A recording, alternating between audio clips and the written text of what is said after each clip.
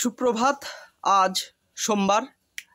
আজ এসেছি পণ্ডিত রঘুনাথ দাসের আশ্রমে, তার যেখানে তিনি থাকেন।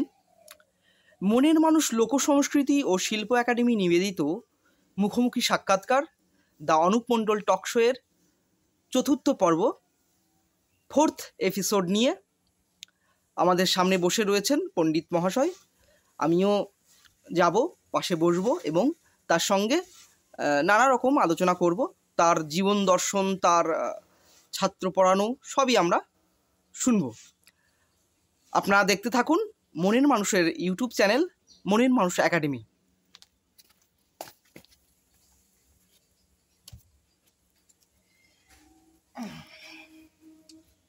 প্রথমেই আপনাকে আজকের সুপ্রভাতে স্বাগতম জানাই। সামনেই দুর্গাপুজোর আর বেশি দিনও নেই। তো আপনার বাড়িতে তো আমি মাঝে মাঝেই আসি, আপনার সঙ্গে দীর্ঘদিনের পরিচয়। আপনি পণ্ডিত মশাই পড়াশোনা করেছি আমার কাছে, প্রাইভেট থেকে আরম্ভ করি। হ্যাঁ, এবং কালিয়ানপুর স্কুলেও, কালিয়ানপুর হাই সেকেন্ডারি স্কুলে যখন টিচার ছিলাম, সংস্কৃত পড়াতাম, দর্শন পড়াতাম, তখন তুমি সেখানে ছিলে। ঠিক আছে। এবার ভালো লাগলো। এবার আপনার কোনো মানুষকে ধরতে গেলে তার ছোটবেলার থেকে তো ধরতে হয়, তার বেড়ে ওঠা, সেই সব শৈশব। কারণ শৈশবেই মানুষ সে বড় হয়ে কি হবে সেই বীজটা তার মধ্যে রোপণ হয়। সে অমিতাভ বচ্চন হবে না রবীন্দ্রনাথের মতো কবি হবে, বা আরো অনেক উদাহরণ দেওয়া যেতে পারে। এবার আপনার শৈশব কেমন যদি বলেন, কোথায় জন্ম, কোথায়? অবিভক্ত ভারতে পানখুড়ি গ্রাম, যশোর জেলায় 1946 সালের 4 ফেব্রুয়ারি জন্ম হয়েছিল। তবে আমার শৈশব কেটেছে ভূমিপুর 58 কারণ তখন শৈশবে যখন বাংলা, তখন ভারত ভাগ হয়ে গেল। বাবা ডাক্তার ছিলেন, ওখানে থাকলেন। আমি শৈশবে পড়াশোনা করেছি 58 স্কুলে। তখন থেকে আমি শৈশব থেকে আমার ধর্ম ভিত্তিক মন ছিল, একটু সাধু সঙ্গ করা ভাব ছিল ছোটোবেলার থেকেই। যার জন্য আমার পিসিমা যখন পূজায় বসতো, আমি তুলসী তলায় গিয়ে পিসিমার পাশে বসে ভগবানের নাম করতাম। সেই সময়ের কথা মনে পড়ে, কিছু কিছু বিচ্ছিন্ন ঘটনাগুলো মনে আছে। তারপরে আস্তে আস্তে স্কুলে পড়াশোনা করলাম। তারপর স্কুল জীবনটা, সেই আমাদের স্কুলটা জুনিয়র ছিল। হায়ার সেকেন্ডারি পড়ার জন্য গেলাম চন্দননগরে, চন্দ্রগ্রহণ আরডিপি ইনস্টিটিউট। সেইখান থেকে আমি হায়ার সেকেন্ডারি পাস করি। প্রথমে সায়েন্স নিয়ে পড়েছি, পরে আর্টস নিয়ে পড়ে আমি অনার্স নিয়ে পড়ি, নৈহাটি কলেজে অনার্স নিয়ে পড়তে যাই। সেখানে তো 3টে এমএ ডিগ্রি রয়েছে, সেই সব বিষয়ে বলুন। সংক্ষেপে বলছি, না সংক্ষেপ না, আমি বলছি এই কারণে যে কারণ পড়াশোনা তো সমাপ্ত হয়নি কোনোদিনই। কারণ যখন আমি ছাত্র পড়াই তখন আমি পড়াশুনো করি, আমি নিজেও পড়ি, ছাত্রও পড়াই। বাবা, এইরকম জীবন ছিল আমার ছোটবেলা থেকে। সেটা বলবো এই কারণে, প্রথমেই বাংলা নিয়ে আমি পড়াশোনা করেছি। কোন ইউনিভার্সিটি? কলকাতা বিশ্ববিদ্যালয়ে পড়াশোনা করেছি। ওটা কোন সাবজেক্ট? তারপরে বাংলা, প্রথমে বাংলা নিলাম, বাংলা এমএ নিলাম বাংলাতে। তারপরে সংস্কৃত নিয়ে পড়লাম, সংস্কৃত নিলাম, সেখানেও কালিদাসের মেঘদূত আরম্ভ করে সব কিছুই। ওটাও কলকাতা ইউনিভার্সিটি। তারপরে ইংলিশ, লাস্টে ইংলিশটা নিলাম। কিডস, বাইরন, এদের সম্পর্কে আমি যথেষ্ট পড়াশোনা করেছি। তাছাড়াও সাহিত্যের উপরে সব কিছু। তাছাড়াও ছাত্র পড়ানো আমার সারা জীবনের, কলেজ লাইফে যা কলেজ পড়তো, যারা ইতিহাস বা দর্শন পড়তে আসতো, তারা তাদের পড়াতে পারছে, ওগুলো সব জানা হয়ে গেল। কিন্তু মেনলি সাহিত্য, বাংলা, ইংরেজি, সংস্কৃত, এই 3টি ভাষাতেই আমার দখল ছিল।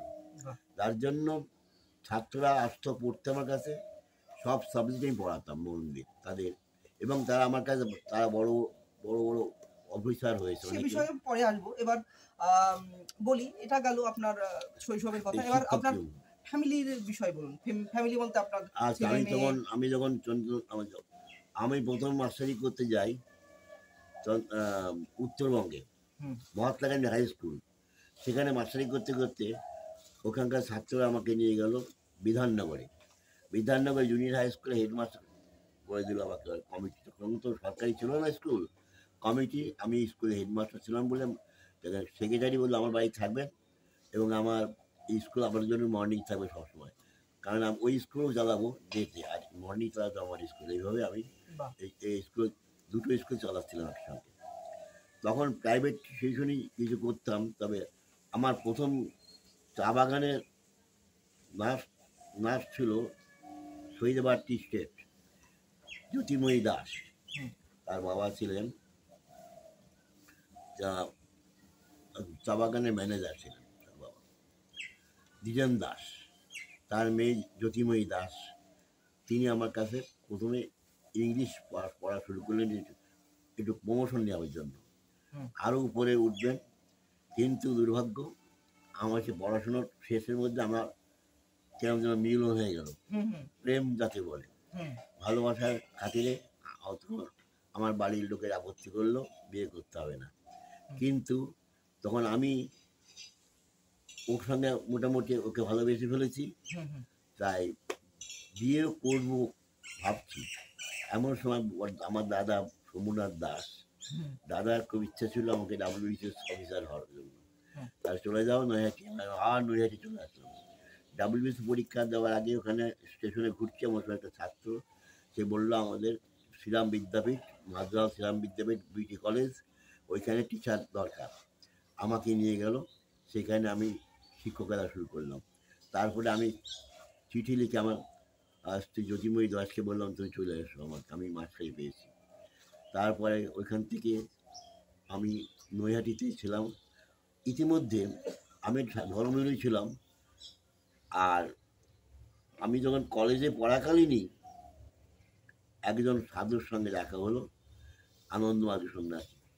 তিনি আমাকে আনন্দমার্গে দীক্ষা দিলেন এবং সেই আধ্যাত্মিক জগতে সে ভ্রুর মধ্যে প্রাণ দিয়ে সেই সাধনা করেছিলাম। তারপরে সংক্ষেপে অনেক জীবনে অনেক ঘটনা ঘটেছিল। না, আমরা এক এক করে আসবো, একবারে সব বলে দিলে ইন্টারভিউটা ভালো লাগবে না। আমি আমি আমি জিজ্ঞাসা করবো সেইভাবেই। ওইখান থেকেই আমি শিক্ষকতা, বিশেষ দিন শিক্ষকতা করেছি আমি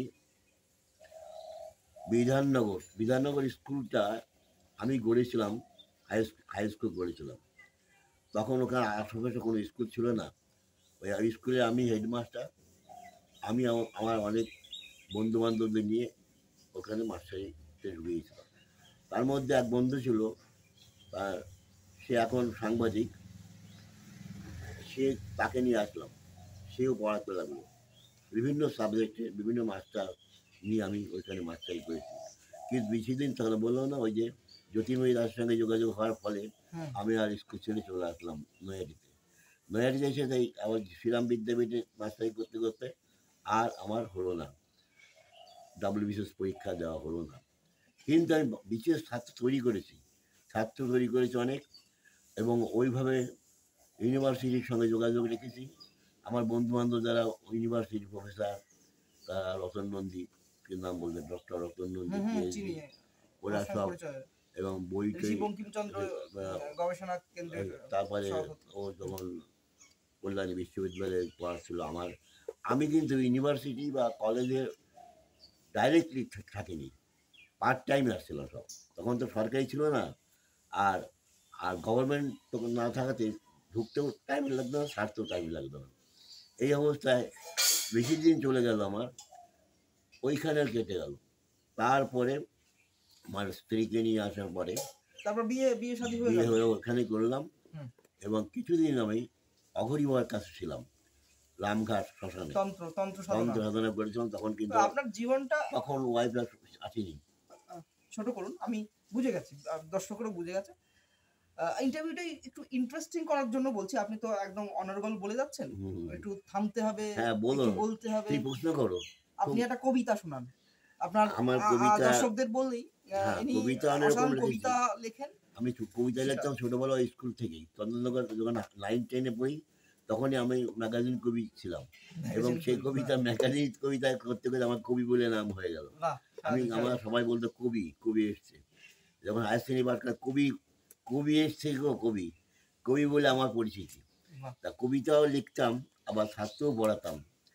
এখন আমি এখানে যখন এই যে আশ্রমে আসি অনেক পরে, এখানে বসে আমি অনেক আপনার লিখেছি। আসলে আমি যেটুকু দেখেছি বা আপনি যেটুকু বললেন আপনার মানে পরিব্রাজকের জীবন যাপন। পরিবারের জীবনে মেজাজ স্থির থাকেনি কোনোদিন, এবং তার মধ্যে ছাত্র পড়া বন্ধ হয়নি, যেখানে গিয়ে না, সেখানে ছাত্র হ্যাঁ, সেটা পড়েছে। আপনি যার পণ্ডিত জন্য উপাধি পেয়েছেন, এটা হ্যাঁ, আমরা সবাই সংগঠিত বলি। পণ্ডিত, সংগঠিত পড়াতাম বলে সংগঠিত পণ্ডিত। এখন অনেকে আমাকে ডেকে ডেকে নিয়ে স্কুল মাস্টার না, এবার আমরা হুম, একটু ব্রেক করি। দর্শকরা অনেকক্ষণ তার হ্যাঁ, জীবনের কথা শুনলো। আমরা তার একটা কবিতা শুনবো, তারপর আবার কথায় আসবো। একটা কবিতা পড়ুন। আমার কবিতা তো অনেক রকম আছে, তার মধ্যে একটা ছোট্ট কবিতা পড়ুন। আধ্যাত্মিক কবিতা। হুম। ও হুম, এখানে বসবেন। ওই ক্যামেরায় চলে আসবে। এদিকে বসুন। কবিতা তো অনেক রকম আছে। হুম। তা তার মধ্যে আমি আমার নিজের জীবন কথাই কবিতায় লিখেছি। নানা তীর্থ ভূমিরাম সাধু দরবেশ, বৃন্দাবন উপনীত কিশোর স্বপনে আসে। স্বপ্ন দেখে মীরা দেবী বৃন্দাবন সখী, গীতাকুণ্ড স্নান তিনি করেন আকাশে। মহাপ্রভু যেমতি সীতাকুণ্ডে বসে সংস্কার ছিন্ন করি চলে অবহেলে। অষ্টসাত্ত্বিক ভাব হইল তাহার, গোপীগণ করে যেন অদ্ভুত বিহার। বৃন্দাবন বিলাসিনী গোপী মনোহরা, গোবিন্দ বল্লভ রাধা নিত্য গোপ্রেম কারা। এইভাবে কবিতা আমি লিখেছি বিভিন্ন জায়গায়। তারপরে বন্দনা করে মাইকেল মধুসূদন দত্ত, আমি যে বাংলা অনার্সে ঠিক আছে, পড়ি। আর একটা কবিতা পরে শুনবো। হ্যাঁ, এবার কবিতাগুলো এবার আমরা আবার একটু কথায় আসি। কথা বলো। ডায়েরিটা রাখুন। এবার বিষয়টা হচ্ছে কি বলুন তো, মোটামুটি আহ, আপনার তো সারা জীবনই শিক্ষকতা করেছেন, সে বিভিন্ন বিভিন্ন প্রাইভেট হোক, ইউনিভার্সিটি হোক, কলেজ হোক, স্কুল হোক, সব জায়গাতেই আপনি প্রাইভেট পার্ট টাইম হিসেবে পার্ট টাইম হিসেবে করেছেন। সরকারি চাকরি সেইভাবে মানে পাননি বা থাকিনি একবার। আসলে সেটা আলাদা ব্যাপার। এবার আপনি শিক্ষক, সেটাই আপনার বড় পরিচয় যে পণ্ডিত মানুষ। আপনার হাতে অনেক মানুষ, মানে অনেক ছাত্র তৈরি হয়েছে, তারা কৃতিবান ছাত্রছাত্রী রয়েছে। তাদের নাম মনে আছে। হ্যাঁ, তাদের যে যারা বিশিষ্ট লোক, তাদের কিছু নাম বলুন, কারণ তারাও এই ভিডিওটা দেখবে কোনো না কোনো ভাবে। হ্যাঁ, সাধারণ এখন ডাব্লিউবিসিএস আমার নিজে বিশেষ পাস করিনি, কিন্তু আমার ছাত্রদের মধ্যে তৈরি করেছি। আমার সাধনের নামটা মনে সাধন। হুম। সাধন এখন ডাব্লিউবিসিএস অফিসার হয়ে এখন ও এখন অনেক উপরে চলে গেছে এখন। আর অনেক ছাত্র যারা প্রফেসর হয়েছে।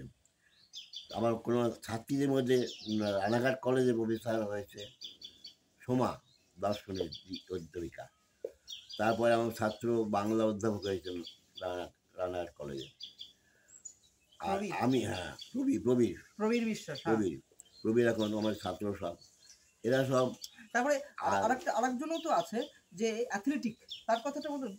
আর তনুশ্রী তনুশ্রী শিক্ষিতা সরিয়া বিশ্বাস, স্পোকেন ইংলিশ যারা করে, তার মধ্যে তনুশ্রীর নাম না বলে যায় না, কারণ এখনও তার পরিচয়টাই যে সেই সে অনেক অ্যাথলেটিক শিকদার যোগা করে। অনেক শিকদারের ছেলে মেয়েদের পড়াতাম। তার মধ্যে ওই ছোট ছেলে বিশু, ও বিয়ে করেছিল তনুশ্রীকে।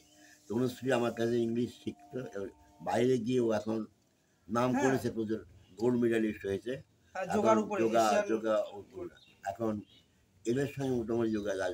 বললাম সব ছাত্ররাই স্বনামধন্য, সব নাম করেছে। এক এবং কথায় দর্শকদের বলি, পণ্ডিত রঘুনাথ দাস একজন মানুষ গড়ার কারিগর। হ্যাঁ, সারা জীবন মানুষকে সহযোগিতা করেছে, তাদেরকে অধ্যয়ন শিখিয়েছে, এবং নিজে জীবনে নিজে কিছু করিনি। না, নিজে করেননি সেটা বড় ব্যাপার না। বড় ব্যাপার যে আপনি তাদের পথটাকে ওটা গাইড করেছেন। আনন্দ, ওই হ্যাঁ, ছাত্র তৈরি করার একটা আনন্দ ছিল। হ্যাঁ, ওটাই। সেই আনন্দ পড়া এখনো যদি কেউ হ্যাঁ, এবার আসে। আমরা আরেকটু সংক্ষেপে বলুন আপনার বাবা মা সম্পর্কে, আপনার ছেলে মেয়ে, এদের নাম শুধু বললেই হবে। হ্যাঁ, আমার বাবা ডাক্তার ছিলেন, নকুল ডাক্তার, বাংলাদেশে। হুম। তবে শেষ জীবন তিনি ওই বিধাননগরে তিনি দেহত্যাগ করেছেন। আমি তার তো আর যাইনি। ভালো করে বলো। নকুল আমি নকুলচন্দ্র দাস যখন ডাক্তার ছিলেন, সেই সময় তো আমি তো এই এই এই এই ভারতে তখন বাবার সঙ্গে আমার বেশ পরিচয় ছিল না, যোগাযোগ ছিল না বিশেষ। তবে আমার শৈশব বেশি জীবন কেটেছে নৈহাটি কলেজে, ছাত্র পড়ানো ওইখানেই। আমি নিজেই করেছিলাম কোচিং একটা রঘুনাথ শিক্ষা নিকেতন, সেখানে বিভিন্ন সাবজেক্ট। ঠিক আছে, আমরা আলোচনার থেকে বেরিয়ে যাচ্ছি, প্রশ্নটা শুনি। আপনার বাবা মায়ের নাম, ভাই ব্রাদারদের নাম এবং আপনার ছেলে মেয়েদের নাম, শুধু নামগুলো আমার বললেই 4 হবে। ভাই ছিলাম। বড় ভাই কুমুনাথ দাস, মেজ ভাই মণিভূষণ দাস, আর তারপরে থার্ড আমি, আর ছোট ভাই রবীন্দ্র দাস এখনো থাকে খালি সবাই। আর সব ভাইরা মারা গেছে, তাদের ছেলেমেয়েদের সব বড় অফিসার হয়েছে, তারা সব চাকরি করে। তাদের সঙ্গে যোগাযোগ নেই, তারা আসে আপনার সঙ্গে? আসে না, তবে ফোনে যোগাযোগ হয়। ঠিক আছে। এবং আমার ছাত্রী বা ভাইজিরা সব রিটায়ার হয়ে গেছে স্কুলে টিচারি করে করে, এবং অনেকে রিটায়ার হয়েছে। আমার ছাত্রদের মধ্যে যারা আমার কানেকশন আছে খুব কম হলেও তারা আমাকে দেখতে আসে অনেকে। হ্যাঁ, ওই বিষয়েও আসবো। এবার আপনি বলুন আপনার স্ত্রীর নাম তো বললেন, আপনার দুই ছেলের নাম? দুই ছেলে, প্রথম ছেলে হয়েছিল মৃগাঙ্গ শেখর দাস, নৈহাটি ছাত্রী হয়েছিল, আর তারপরে ছেলে হয়েছিল রাজা দাস, রাজার নাম রেখেছিল রাজা। তিনজনই তো এবং ওর নাম করা ছিল, আমার ছেলে অঙ্কে অনার্স নিয়ে পড়াশোনা করেছে, কিন্তু দুর্ভাগ্য বিষয় ওর মাথা খারাপ হয়ে যায়, ও নিজের মস্তিষ্ক বিকৃত, ছাত্র পড়াতো অনেক, যদিও অঙ্কের মাস্টার থাকলেও রেলে গলা দিয়ে মারা যায় এখানে এসে অবশ্য। আর বড় ছেলেটা মারা যায় আমার কোলে, সে হাসপাতালে পড়ে। সবাই মারা গেছে, স্ত্রী মারা গেল। আপনি ঠিক আছেন, আপনি আরো না, আমি কিন্তু শোক তো পাই না, গীতা পাঠ করি। আপনি আসলে এখানে দর্শকদের বলি, এখানে রবীন্দ্রনাথের সঙ্গে তুলনা করা যায়। রবীন্দ্রনাথ কিন্তু সারা জীবনে অনেক দুঃখ বেদনা পেয়েছে, ঠিক এই পণ্ডিত রঘুনাথ দাস জীবনেও একই রকম ট্র্যাজেডি। তার ছেলে মেয়ে, স্ত্রী সবাই মারা গেছে, উনি এখনো টিকে আছে, আমাদের সঙ্গে আছে, আজকে ইন্টারভিউ দিচ্ছে, পাখিও ডাকছে। এবার এটা গেল, এবার আপনি বলুন যে এই তো ছাত্র জীবন গেল, এবার আপনার আমি আধ্যাত্মিক চেতনা গেলাম। এখানে আমাকে নিয়ে গেছিল নবদ্বীপে রাধারানী আশ্রমে, ভাগবত পাঠ করতে নিয়ে গেল। ওখানে ভাগবত পাঠ করতে করে রাধারানী বললেন এখানে থেকে যাও, অটল বাবাজি বললেন যে তোমার আর মাস্টারি করতে হবে না, এখানে ছাত্র। এবং কিন্তু দর্শকদের বলি যে উনি নিয়মিত ভাগবত পাঠ করেন নানা জায়গা, আমিও অনেক অনুষ্ঠানে ওনাকে ইনভাইট করি, সেখানে গিয়ে ভাগবত আলোচনা হয়। এবার আপনি ভাগবত থেকে একটা শ্লোক এবং তার ব্যাখ্যা ছোট্ট একটা করুন, কর্মযোগের বিষয়টা ব্যাখ্যা তো করে 18টা অধ্যায়, তার মধ্যে ছোট্ট মধ্যে জ্ঞান যোগটাই বলি। জ্ঞান যোগের মধ্যে বলছে ভগবান কৃষ্ণ বলছেন অর্জুনকে, দেখো জ্ঞানের মতো পবিত্র জিনিস আর কিছু নেই। শ্রদ্ধাবান লভতে জ্ঞানম, শ্রদ্ধা থাকলে জ্ঞান লাভ হয়। তৎপরে সংযতেন্দ্রিয় জ্ঞানং লব্ধা পরাং শান্তি চিরাদে গচ্ছতি, জ্ঞান লাভ করে মনে শান্তি হয়। তাই বলতে ভগবান কৃষ্ণ তিনি গীতার মধ্যে যে কথাগুলো বলেছেন ওটা অর্জুনকে বোধের দিয়েছেন বটে, কিন্তু ওটা সবার ক্ষেত্রেই ভালো, সংসার জীবনী ছাত্রদের সবার ক্ষেত্রেই কার্যকরী। গীতা হিসেবে ব্যাখ্যা আমি করি। আর কর্মযোগ, জ্ঞানযোগ, ভক্তিযোগ এই তিনটি হচ্ছে প্রধান। তার মধ্যে বিভিন্ন 18টা অধ্যায়ের মধ্যে জ্ঞান যোগের মধ্যে আমি 4র্থ অধ্যায় জ্ঞান যোগ কথাই বলছিলাম যে তদ্বিদ্ধি পুনিপাতন পরিপোষণ শুভয়া, গুরুর কাছে শিক্ষা লাভ করতে গেলে গুরুকে শ্রদ্ধা করতে হবে, তদ্বিদ্ধি পুনিপাত করো, তাহলে তুমি জ্ঞান, গুরু খুশি হয়ে তোমাকে জ্ঞান দেবে। এটা 4র্থ অধ্যায় জ্ঞানের কথা বলো। কর্মযোগে বলছে ভগবান যে কর্ম অধিকার হচ্ছে মা ফলে কথা আছে, কর্মের অধিকার ফলে আকাঙ্ক্ষা করবে, ফলে আকাঙ্ক্ষা করলেই তুমি আবদ্ধ হয়ে যাবে। সেই জন্য আমিও ঠিক সেইভাবেই চলছি, আমি কর্মে আবদ্ধ নেই। কারণ আমার মায়া মমতা কর্ম ছিল, ছেলেদের মানুষ করেছে, মেয়ে ছিল না, কাজের মেয়ে ছিল একটা, তাকে বিয়ে দিয়েছি আরতি মালাকার, আরতিকে বিয়ে দিয়েছি। আর যেহেতু সব কাজ করে দিত, আমার রান্না বান্না করে দিত। আমার বউ তো নার্সের চাকরি পেয়েছিল নৈহাটি থাকতেই উনি আর কি বেলভিউ নার্সিংহোমে নাম করা নার্স হয়েছিল, যার জন্য প্রচুর ইনকাম করতেন। আর সেই জন্য আমার ছেলে দুটোকে দেখার জন্য একটা মেয়ের দরকার, তাই আরতি মালাকারকে আনলাম। আরতি মালাকার বনে বড় হয়ে গেল, তখন তাকে বিয়ে দিল। অত বড় দেখা যায় না, সেই দায়িত্ব হয়ে গেল। আমার মায়ের মেয়ে না থাকলো, এখন ভালো করে বিয়ে হয়েছে, এক ডাক্তারকে বিয়ে করেছে বাহ। এবং তার বাড়িতে আমি গিয়ে দেখে এসেছি। আসলে ছেলে মেয়ে দুটোই তার ভালো। এবার বিষয়টা বলি দর্শকদের জন্য, যে মানুষের জীবন তো বিচিত্রময় জীবন। এবার তার মধ্যে ভাঙা গড়া থাকবে, অনেক কিছু থাকবে। এবার আপনি উত্থান যেহেতু পতন। উত্থান পতন থাকবেই। এবার সামনে যেহেতু দুর্গাপুজো, এই ভিডিওটা কাল পরশুর মধ্যেই আপলোড হবে। এবার আপনাকে বলি যে চণ্ডীপাঠের হ্যাঁ, একটা চণ্ডীপাঠ চণ্ডীপাঠ আমাকে একটা যদি আমাকে করেন। চণ্ডীপাঠ করতে এই যে নিয়ে আমরা যায়। শুরুর আগেই একটা আপনি সংস্কৃত শ্লোক বলছিলেন, সেটা যদি বলেন বা ওটার ব্যাখ্যাও করতে হ্যাঁ, পারেন। ব্যাখ্যা ওই শ্লোক বললেই ভালো হবে। লোকই ভালো। হ্যাঁ, শ্লোক বলুন। কারণ আমি কালিদাসের থেকে আরম্ভ করে সব সংস্কৃত সাহিত্য হ্যাঁ, পড়াশোনা হ্যাঁ, করেছি তো। তা এখন দুর্গা শ্লোক যেটা। দুর্গা শ্লোকে চণ্ডীপাঠে হ্যাঁ, চণ্ডীপাঠটা বলুন। চণ্ডীপাঠ আমি করেছি, যে চণ্ডীপাঠের মধ্যে তো অনেক ভাগ রয়েছে। হ্যাঁ ভাগ আছে, তার মধ্যে তিনটে ধরো। হুম, হুম।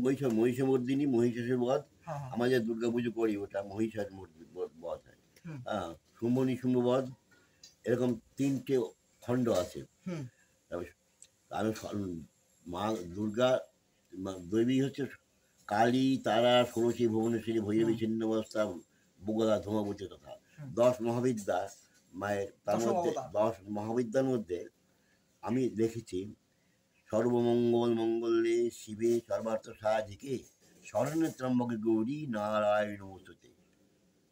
এই নারায়ণী দুর্গা। আমি যেহেতু কৃষ্ণ ভক্ত, হ্যাঁ, হ্যাঁ, তা হলো নারায়ণী মা, আপনার প্রিয় আর কি। নারায়ণী মা। হ্যাঁ, আপনি ওটাই বলুন। আমি মাকে শ্রদ্ধা করি। হ্যাঁ, সেই জন্য তার মধ্যে দেখা যাচ্ছে আমি চণ্ডীপাঠ করতে গিয়ে যখন যে রূপং দেহি জয়ং দেহি, রূপ রূপ যৌবন সবই চাই, খালি হুম, হুম। চাই আর চাই। হ্যাঁ, হ্যাঁ। কিন্তু এইখানে আমি ত্যাগের মধ্যে চলে এসেছি। বাহ, বাহ। গীতার ত্যাগ, হ্যাঁ, হ্যাঁ। সেই জন্য ত্যাগ ত্যাগ। গীতা মানে কি? ত্যাগই ত্যাগই। গীতা বারবার উচ্চারণ করলে ত্যাগ এসে যায়। হ্যাঁ, হ্যাঁ। তা মনের ত্যাগ আসলেও যেহেতু সংসারে বাস করতে গেলে আমি সংসার ত্যাগ করে সন্ন্যাস চেষ্টা করেছিলাম। আমি প্রথমে এখানে অদ্বৈত গোসাই কাছ থেকে আমি দীক্ষা নিলাম, তিলক টিলক নিয়ে লেখা নিলাম। হ্যাঁ। তখন আমি কৌপিন পড়া শুরু করলাম হ্যাঁ। এবং নিরামিষ মাছ টাছ খেতাম না। হ্যাঁ। এই ডুমা পড়ে গোসাই বেড়ে তাও স্বার্থ পড়িয়েছি। বাহ। সেই তখন ওই ল্যাঙ্গট পরা অবস্থায় স্বার্থপরতা, গার্জেনরা বলতো গোসাই আর কাঁসা দিয়ে কাপড় পরেন না, আমার লজ্জা করে, আপনি পাঠ করেন। আর না, তা আমার এই পড়ো তো বড় না লজ্জা। কিন্তু ওই অবস্থা বহু ছাত্র তৈরি হয়ে গেছে, তারা এখন সব প্রফেসর। কিন্তু আমি লিঙ্গট পড়া অবস্থায় বিভিন্ন জায়গায় পাঠ করে বেড়াতাম এবং ছাত্র পড়ানোর বিভিন্ন সাবজেক্ট হ্যাঁ। আমার আয়ত্তে ছিল। অনেক কিছু সেই আসলে জন্যই দর্শকদের বলি, অনেক কিছু জানতে পারছি আজকের এই আর যে জন্য সাক্ষাৎকারে। আমার না ওই সাধু হয়ে গিয়ে কীর্তন করার থেকে আমি ওই ছাত্র পড়াটা বেশি ভালোবাসি, যার জন্য রাধারানীর আশ্রমে থাকলাম না। হুম, হুম। উনি থাকলে খুব ভালো হতো। হুম। তাহলে উনি তো পরবর্তীকালে মহন্ত হয়ে যাওয়া যেত, বাহ। কেন উনি দেহত্যাগ করেছেন, তারপর রাধারানী দেহত্যাগ করেছেন। কিন্তু ওইখানে আমি বেশি দিন থাকিনি। আসলে আপনার আমি মধ্যে ছাত্র সেই পড়া লোভ বিষয়টা না, নেই। টাকা পয়সার লোক ছিল না, অতীতও ছিল না, এখনও নেই। হুম। এখন খাবার যত এখনো এই কাঙালের মতোই তো জীবন যাপন চলছে। তাই সবাই দেখে যায়, বলে হুম। যে আমার কাছে বড় বড় ছাত্র যারা আসে, সব বড় বড় মাস অফিসার, এটা তারা মনে আমার হয়- ঘর দেখে বলে হ্যাঁ। কি এই কেমন ঘরে থাকেন, আপনাদের মনে হয় সেই সেই সন্ন্যাসী। সন্ন্যাসী নয়, যতটুকু দরকার ততটুকু আমার আছে। হ্যাঁ। আমার এখন বয়স হয়ে গেছে, কত বয়স বলুন? 80 বছর বয়স হয়ে গেল। 80 প্লাস। 46 জন্ম, হুম। আর 26 সালে 80 হবে। হুম। তাহলে 25 চলছে এখন, হুম, হুম। তাহলে 80 কাছে চলে গেছে, হ্যাঁ, হ্যাঁ। 79। তা কাজে কাজে এই বয়স এখন আমি সাইকেল চালাই, চলি বটে, কিন্তু পড়ে গেলে উঠতে পারি না, হ্যাঁ। সবাই তুলে দেয় আমাকে, কিন্তু আমি হাঁটতে পারি না। লাঠি ভর দিয়ে আমাদের গোসাই, আমাদের আশ্রমে যিনি, হ্যাঁ, ওনার নামটা বলুন। হ্যাঁ আমার হ্যাঁ, আমরা যে আশ্রমে সরজিৎ, ঢুকেছি। হ্যাঁ সরজিৎ গোসাই, সরজিৎ গোসাই নাম ভালো বলে, নামটা বলুন। ওনার ভালো নাম আছে শরদিন্দু গোসাই। শরদিন্দু। হ্যাঁ, উনি আমাকে স্বরূপানন্দ দাস। সর্বানন্দ দাস, হ্যাঁ। উনিও সরজিৎ দাস। হ্যাঁ। উনি আমাকে লাঠি দিনে তৈরি করে সেই লাঠি ভর দিয়ে আমি যেতাম। এখন লাঠিটা ছেড়ে দিলাম, লাঠি ছেড়ে দিলাম, লাঠি ভর দিয়ে চলতে গেলে ওই লাঠি ভরই চলতে হবে, হ্যাঁ, হ্যাঁ, হ্যাঁ। মহাত্মা গান্ধীর মতো। হ্যাঁ, হ্যাঁ। আমার ছেলে বলতে ও গান্ধীর মতো লাঠি ভর দিত না। আমাকে একজন বলছিলেন যে আমার রেখা দিদিমণি, এই বাড়ির যে যে মহারানী বলি, হুম। এই আশ্রমে ওনার যে বোন, তার স্বামী হচ্ছে ওই চাপড়ায় হুম। মণিদা বলছে লাঠি বলতে চলবেন না। উনি একটুখানি হ্যাঁ, ঠিকই বলেছেন। লাইনে। এবার আমি বলি। আমরা মেইন কথার থেকে আউট হয়ে হ্যাঁ, যাচ্ছি। আপনি ওই আম চণ্ডী পাঠের যে অংশটা আপনার ভালো লাগে সেটা আপনি পাঠ করুন। চণ্ডী পাঠের এখন চণ্ডী তো মুখস্থ রাখিনি। হ্যাঁ, যেটুকু, তবে যেটুকু হ্যাঁ, মনে ওই আছে। বললাম যে জয়ন্তী মঙ্গলা কালী ভদ্র কালী কপালিনী দুর্গা শিবা সমাধাত্রী শাখা সদা নমস্তুতে মধু কৈটবিধাং বিধাত্রী বরদে নমঃ রূপং দেহি জয়ং দেহি যশ দেহি দিশো জহি। চণ্ডীর এই কথাগুলি আমি বলছি, তাই ব্যাখ্যা করার কিছু নেই, সবাই জানে চণ্ডীপাঠে আমি এইগুলো পাঠ করি। তখন এই রূপং দেহি জয়ং দেহি যশ দেহি দিশো, রূপ দাও, হুম। যৌবন দাও, আর খালি দাও আর দাও। দাও, দাও। তাই কালী মা কালীকে খালি দেওয়া দেওয়ার কথা বলা আছে। কিন্তু আমি গীতা পাঠ করি বলে আমি ত্যাগী, আমার চাই না কিছুই। হ্যাঁ, ঠিক। কিন্তু জ্ঞানটা সবাইকে দিই, ভালোবাসি, ভালোবাসা প্রেম। জ্ঞান যত হ্যাঁ, দান করা যাবে ততই বাড়বে। তাই আমি কারণ তারা দেখেছি বড় বড় হয়েছে। যে চণ্ডী পাঠটা বিশেষ বিশেষ অনুষ্ঠান ছাড়া করি না। হুম, দুর্গা পুজোর সময় অষ্টমীতে আমাকে নিয়ে গীতা পাঠ চণ্ডী পাঠ করায়। হুম। তাছাড়া আমি চৈতন্য ভাগবত পাঠ করেছি, ওইগুলি ভালো লাগতো আমার।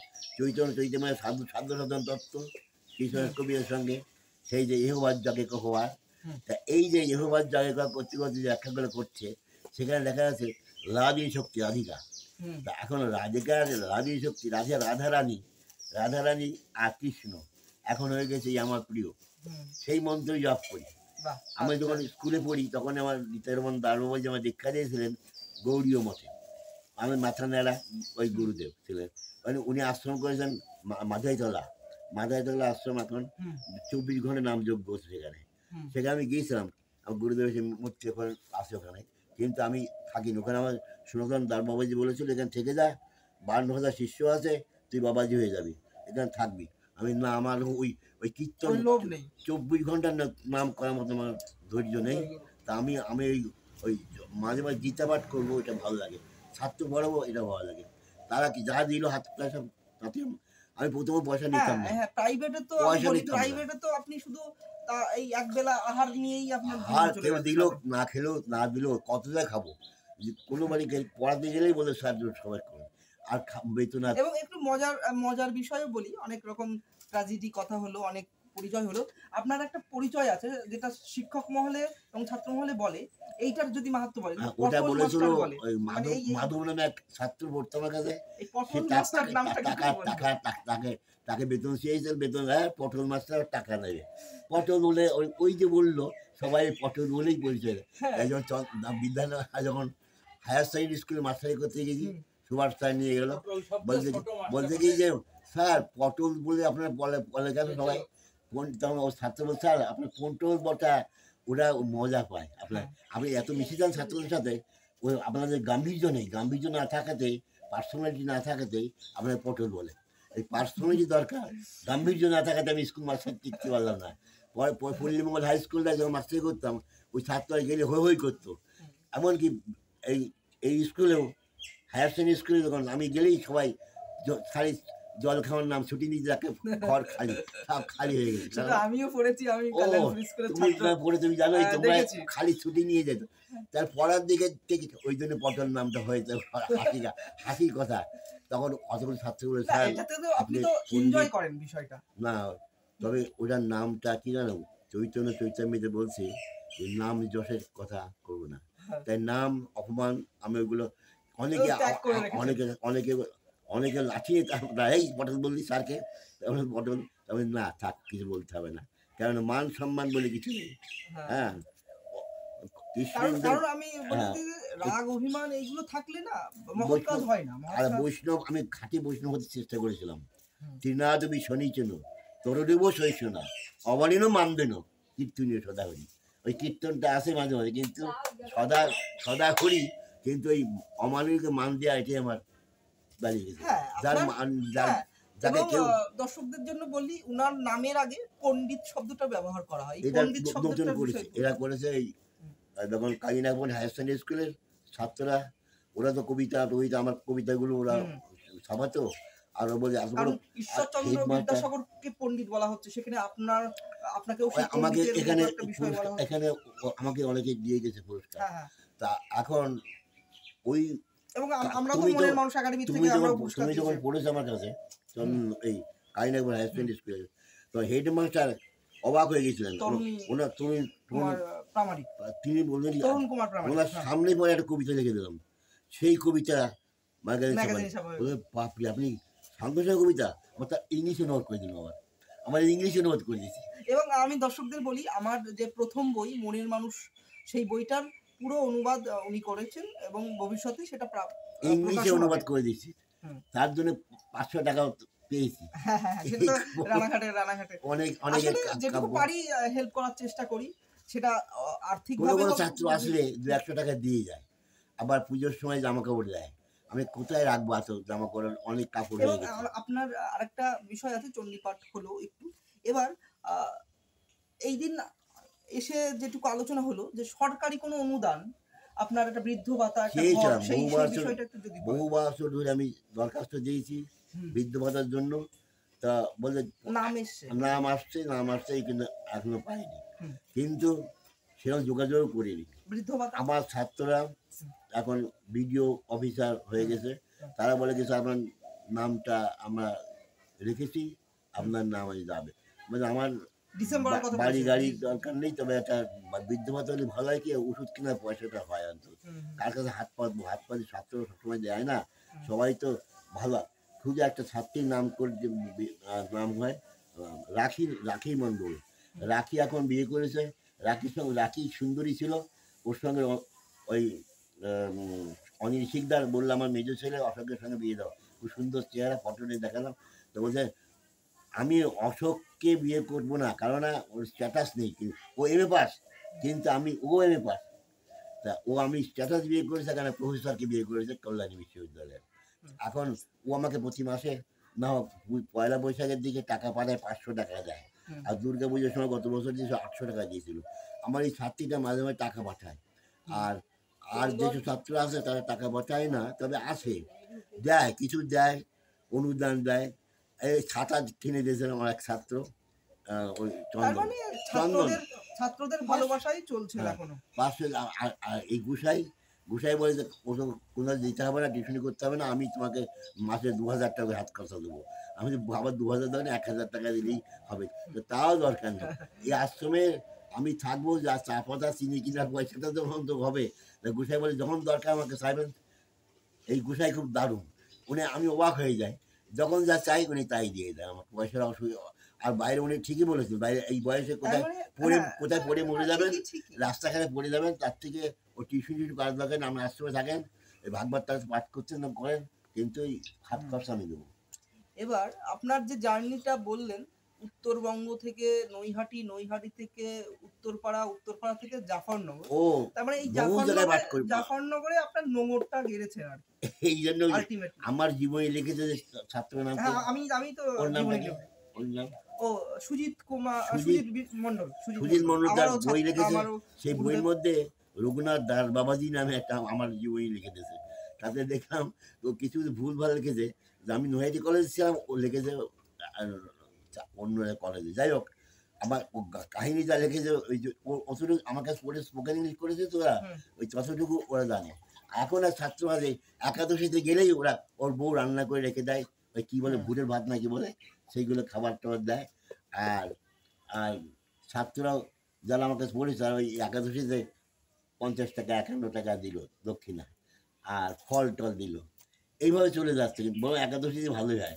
এই যে এবার একাদশী পড়ে গেল বুধবারে, অর্থাৎ এটা ইন্দিরা একাদশী। এই একাদশী নাম আছে ইন্দিরা একাদশী, পড়ছে বুধবারে, আর বুধবারের দিন আবার কি পুজো, বিশ্বকর্মা পুজো। ঠিক আছে, এবার আমরা আবার একটু কথা হলো অনেকক্ষণ, আপনি আর একটা কবিতা পড়ুন। আর একটা কবিতা বলবো, রাম আসো। একটু পরে কীর্তন করুন, আমাদের শুটিংটা হোক। বন্যা যখন এসেছিল, তখন আমি বন্যার উপরে একটা কবিতা লিখেছিলাম। বন্যা এলো নদিয়াতে, শুনি অকস্মাৎ, এটা লিখেছিলাম 2009 অক্টোবর। বন্যা এলো নদিয়াতে, শুনি অকস্মাৎ, কালীনারায়ণপুর ডুবে গেল হঠাৎ, রানাঘাটে ছিলাম ভালো, কেন এলাম হেতা, ঘরে গিয়ে দেখি মনে পাই ব্যথা। জল থই থই ঘরের মাঝে, চটি ভাসে জলে। ভরতদা স্ত্রীকন্যা নিয়ে কোথায় গেছে? ভরতের বাড়ি ছিলাম আমি। জামা কাপড় যাহা ছিল দড়ির পরে ঝুলে, যত্ন করে সবে দিলাম ছিন্ন ব্যাগের তুলে। লক্ষ্যমার বঙ্কিমনগর কৃষ্ণার বাড়ি যাব, পথের মাঝে খাল কেটেছে বিপদ কর পাবো। মিতার বাড়ি যাওয়ার মাঝে ভাত খাওয়া যে চাই, চলে গেলাম দেবীপুরে সখী ছাত্রীর বাড়ি। বালিকা বেতন দিল, অন্য ছাত্ররা কেবল করল আড়ি। সামান্য যা বেতন পেলাম তাহাই সম্বল, চলে এলাম বঙ্কিমনগর গুটিয়ে কম্বল। ওই ছাত্রছাত্রীর বাড়িতে যেতাম, তারা আমার জামা কাপড় কেচে দিত এবং আমার ওই সখীর বাড়ির দিকে মাছ খাওয়া শুরু করলাম। ওর বলে স্যার আমরা মাছ বিক্রি করি, যে মাছ খাওয়া শুরু। আর অনেক শিকদার বউ আমাকে ইলিশ মাছ ভাজি করে গুছা একটা মাছ খেয়ে দেখেন না, নিরামিষ খেতাম। আর সবার বাড়িতে গিয়ে সেই ঘি ভাত ছাড়া খেতাম না, কারো বাড়ি নিরামিষ খেতাম শুধু। এমনকি গুসাইয়ের সঙ্গে আমি যখন বেড়াতে যেতাম, আবার ফিরে আসি ব্যাকে, ঘুরে ফিরে আসছে। এবার আমি বলি দর্শকদের জন্য, আমি পালন করছি যেহেতু এই যে কবিতাটা আপনারা শুনলেন, এই কবিতার মধ্যে তার জীবনেরই একটা ঘটনাগুলো কবিতা আমার সেই কবিতা কবিতা নিয়েও আমরা একটু আলোচনা করি। কবিতাই হচ্ছে আমার জীবনের কাহিনী। কবিরা যা লেখে আসলে জীবনের কথা। আমার ছাত্র যারা আমার কাছে পড়েছে তারা সব হায়ার সেকেন্ডারি স্কুলের মাস্টার হয়েছে। তার মধ্যে একজন তো আমাকে আমার উপরে ইংলিশে কবিতা লিখেছে।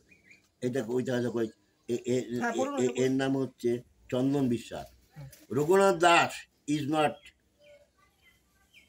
Morning star, he is pole star of my life. Pole মানে কি? ধ্রুব নক্ষত্র। আমি নাকি ওর জীবনে ধ্রুব নক্ষত্র। Raghunath Das is not cloud of shining raining day, he is wind of spring of my life. Raghunath Das is not rain, he is rainbow of my life. Rainbow মানে রামধনু। Raghunath Das is a rare star. Rare মানে কি? সহজে দেখা যায় না, এমন rare star. He is guide and philosopher বটে। Raghunath Das is morning sun of my life. কত বড় কথা লেগেছে। So I regard him greatly and love him after my heart. এই যা লিখেছে তার অনুবাদ আমি করে দিয়েছি বাংলাতে, এবং ওরা এখন আমাকে মাসে মাসে টাকা দেয়, পাঠায়। ওই একাদশীর দিয়ে গেলেই টাকা দেয়, 100, 150, 200 যা দেয়। ওষুধের দোকানে ওষুধ পয়সা দিয়ে দেয়। এর নাম হচ্ছে চন্দন বিশ্বাস।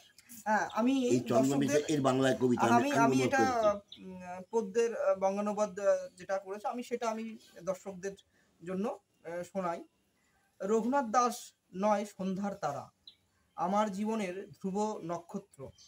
রঘুনাথ দাস নয় বর্ষার মেঘ, আমার জীবনের বসন্ত বাতাস। রঘুনাথ দাস নয় বৃষ্টি, আমার জীবনের রামধনু রং। রঘুনাথ দাস হয় দুষ্প্রাপ্য মণি, লিখেছে দুষ্প্রাপ্য মণি, একজন পথ প্রদর্শক আর দার্শনিক। রঘুনাথ দাস প্রভাতের কি লিখেছে ওটা, ভানু মনে হয় লিখতে চেয়েছে, হ্যাঁ ভানু মানে সূর্য। তাই তাকে শ্রদ্ধা করি অন্তর দিয়ে, হৃদয়ের উচ্ছ্বাসিত আবেগের সুরে। দিলাম কি বললাম আমি, সেই নামটা কি জানো? চন্দন বিশ্বাস এই কবিতাটা লিখেছে। আসলে এই যে কবিতার মধ্যেই কিন্তু আমরা যে আলোচনা করলাম পণ্ডিত রঘুনাথ দাসের জীবন কাহিনী, তার ট্র্যাজেডি নিয়ে আলোচনা হলো, সেখানে ভাগবত পাঠ থাকলো, কবিতা থাকলো, তার কৃতি ছাত্রছাত্রীদের কথাও থাকলো।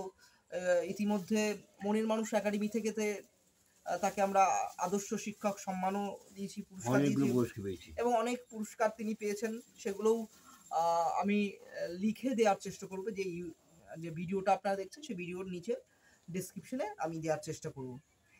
আসলে এবার আমরা ভূমিকা শেষ হলো, এবার আমরা একদম ইন্টারভিউয়ের শেষের দিকে চলে এসেছি। এবার বিষয়টা আমরা এই পুরো আলোচনার একটা সারাংশ আমরা আলোচনা করতে পারি। সেটা হলো যেটা মনে হয় যে যারা সৃষ্টিশীল মানুষ, আপনি যে একজন ক্রিয়েটর বা একজন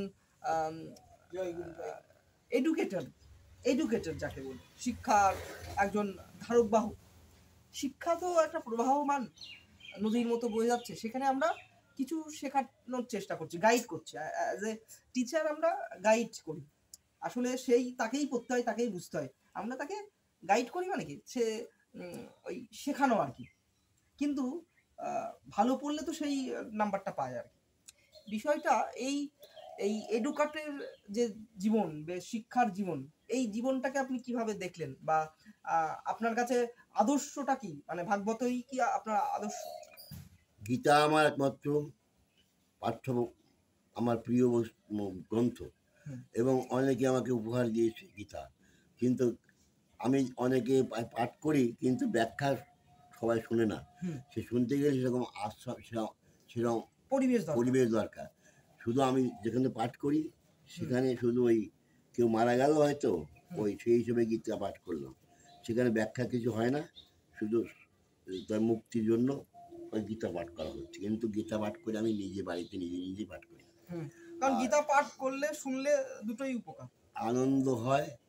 এবং ব্যাখ্যাও গীতা আমি করেছি, ইংলিশ অনুবাদও করেছি গীতার আমি। সেটা আমি অটল বাবাজিকে শুনিয়েছিলাম নবদ্বীপে গিয়ে। নবদ্বীপে যখন রাধারানীর আশ্রমে গিয়েছিলাম, তো অটল বাবাজি বলছি তোমার গীতাটা ইংলিশ অনুবাদ করো, শুনেই আমি ওখানে পাঠ করে শুনলাম। উনি শুনে খুব খুশি হলেন। কিন্তু আর যাওয়া হয়নি। ওখানে যদি আবার যেতাম, সেই গুপ্ত বৃন্দাবন, সেখানে আচনা করে সব নিয়ে সব মাটির তলে সেই বৃন্দাবন তৈরি করে দিয়েছে। এবার আমি আর একটা জিনিস বলি, যে আপনার জীবনের একটা শ্রেষ্ঠতম মানে মুহূর্ত, যেটাকে আপনার সারা জীবনই মনে থাকবে, এবং কোনো মোমেন্ট তৈরি হয়েছে সেরকম যদি বলেন। যেরকম বহু ঘটনা ঘটেছে, তার মধ্যে শ্রেষ্ঠতম মনে নেই তো সব, যেটা মনে আছে এই মুহূর্তে।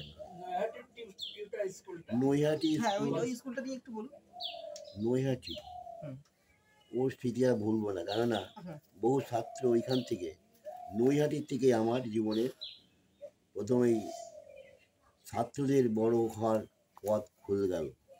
এবং অনেকে আমাকে দিয়ে অনেক অনেক লাভ করেছে, এবং আমাকে ব্যবহার করেছে। এরকম কেউ রেলে চাকরি দেবে বলে নাম করতো আমাকে দিয়ে, তার কাছে টাকা নিয়ে তারা নিয়ে পালিয়ে দিত, আমাকে এসে টাকা চাইতো, সেই টাকা আমি দিয়ে ওকে করে এক কাবুলিওয়ালার কাছ থেকে টাকা নিয়ে আমি সেই শোধ করেছি। সেই 15,000 টাকা আমি একই শোধ করতে পারি না, সুদ দিয়ে দিই মুখ। মানে এটা সুন্দর মুহূর্ত না, ওটা দুঃখের একটা মুহূর্ত আর কি। তখন আমার আমার মেজো ভাই শিলিগুড়ি গেলাম, দাদাকে বললো দাদা আমাকে টাকা দাও কিছু, এই টাকা না হলে আমার এই সারা জীবনে সুদ টানতে হবে। তখন দাদা আমাকে 30,000 টাকা দিয়ে দিল, আর লিখে নিল তোর জমি, তুই তোর সম্পত্তি আমাকে দিয়ে দে। ঠকে গেলেন। এখন তার দাম 20 লাখ টাকা, আমি তখন 30,000 টাকায় দিয়ে দিলাম 20 লাখ টাকা সম্পত্তি। তার মানে সে দাদা ভাইও মানে সবাই ঠকিয়েছে, আমাকে সবাই ঠকিয়ে দেয়, তাতে আমি আনন্দ পাই। আমি কাঙাল, কিছু নেই না, কাঙাল রাজার রাজা, হ্যাঁ, কিন্তু রাজার রাজা কাঙাল, হ্যাঁ কাঙাল হরিদাস। হ্যাঁ, যাই হোক, আমার জীবনের ঘটনা। রামগা শ্মশানে একটা বই পেলাম, সেখানে বইটায় লেখা আছে মধুমতি সাধনা করলে অনেক টাকা পাওয়া যাবে, টাকা লোভে গেল।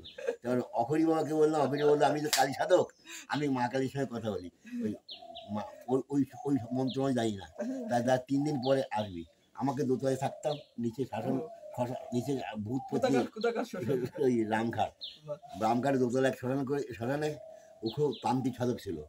ও একটা ছবি এঁকে হাত পা ছেড়ে দেবে, সেই লোকটা মেরে দেবে, হাত পা ছেড়ে দেবে। অঘরি সাধক, অঘরি ওসমানিয়া বিশ্ববিদ্যালয়ের অধ্যাপক ছিল, কিন্তু ওর বাড়ি ছিল শান্তিপুরে, ওর বাবাও ছিল ব্যারিস্টার, তার ছেলে হয়ে গেল অঘর বলতে বাংলায় কথা বলতো না, ইংলিশে কথা বলতো। আমরা ওর এত মদ খেত, 22 বোতল মদ খেতে আমি দেখেছি, সকাল থেকে 5 টাকা করে মদের দাম। আর কথা বলতে ধীরে জড়িয়ে যেত, আমি বাংলা জানি না, তুই বাংলা আমাকে শিখিয়ে দে, আমি ইংলিশে কথা বলি, ইংলিশে বই খাই। Talking to English. আর ও যখন মধুমতি আয় গেলাম, স্লাং হিং ক্রিং রিং এই মন্ত্র দিল। এই মন্ত্র 1000 অজব ল্যাংটা হয়ে বসতে হবে আর মরার উপরে গিয়ে। ওইটা বিরাট ঘটনা হয় ওই শ্মশানের পাশে। রাত্রে দেখতে রাত্রি 12টার পরে গিয়ে আমি রাত্রি 12টায় ল্যাংটা হয়ে বসতাম উলঙ্গ হয়ে, আর সেই মরার উপরে গিয়ে বসতাম। বসে স্লাং হিং ক্রিং রিং স্লাং হিং 1000 অজব করতে হবে। 1 মাস 5 দিন পরে আমি দেখা দেবে দেবী। দেখা দিলে আমার রাত্রি শুয়ে থাকবো, আমার দেবী আসবে আমার কাছে, রাত্রেও থাকবে, আমাকে আনন্দ করে দেবে। সকালবেলা বালিশ তুললে 5টা সোনার মোহর দিয়ে দেবে। আমি ভালোই ওই মোহরটা দিয়ে আমার অভাব চলে যাবে। তারপরে অগরবার ওখানে ছেড়ে চলে আসলাম। আর এবার বলি এইটাই অনেক। এবার দর্শকদের যে বলি, আসলে এই যে রঘুনাথ দাসের জীবনটা বর্ণময়, রামধনুর 7 রঙের মতো, এই কথা কিন্তু কেউ জানে না। আজকে এই ইন্টারভিউর মাধ্যমে, এই মুখোমুখি সাক্ষাৎকারের মাধ্যমে সবাই জানতে পারবে আসলে এই বর্ণময় জীবনের মধ্যে উনি আনন্দ খুঁজে পেয়েছে। আমি আজ পর্যন্ত দেখিনি। অনেকে বলে যে আপনি মরে গেলে পাওয়া যাবে না, আপনি যত বেঁচে আছেন তত। হ্যাঁ, তার জন্যই আমি যেহেতু মনের মানুষ লোক সংস্কৃতি শিল্প একাডেমি চালাচ্ছি প্রায় 12 বছর ধরে, 2014 সাল থেকে চলছে।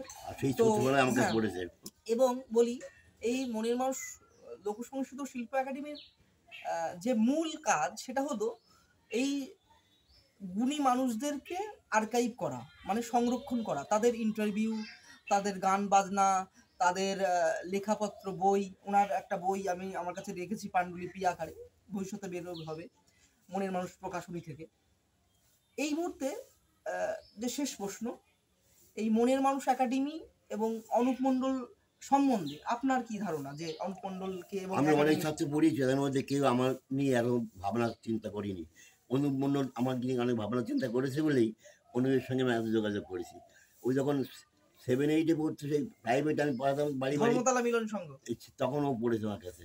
এই তখন থেকে ওর সঙ্গে পড়ি। তারপরে কখন হায়ার সেকেন্ডারি স্কুলে আমি সুভাষ স্যার ওরা বৌমাকে পড়াতে গেলাম, সব সপ্তাহ বিএ ক্লাস সব পড়েছি। বলছি স্যার আপনি সব সবাই জানেন, আমার বৌমাকে পাস করেন, আমি কোনো মাস্টার লাগিনি, আমি একাই পাস করে দিয়েছি, ফার্স্ট ডিভিশন পাস করে গেছে। তখন বললো যে আপনি আমার স্কুলে পড়া, আপনি অতিথি শিক্ষক হিসেবে আমার সামান্য বেতন দেবো, আপনি খাওয়া দাওয়ার তো দরকার, আপনি ওই এই ক্যান্টিনে খাবেন আমাদের, আর আপনাকে বেতন দেবো কিছু।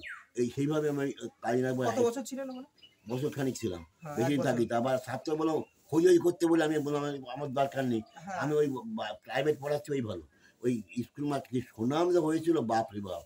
আমি রাস্তাঘাট দেখা হয় কোনো মহিলা প্রণাম করছে, তার স্বামী প্রণাম করলো, কি ভাই বলছি স্যার আমাকে চিনতে পারছেন না, আপনি আপনার কাছে আমি পড়েছি 11-12 ক্লাসে।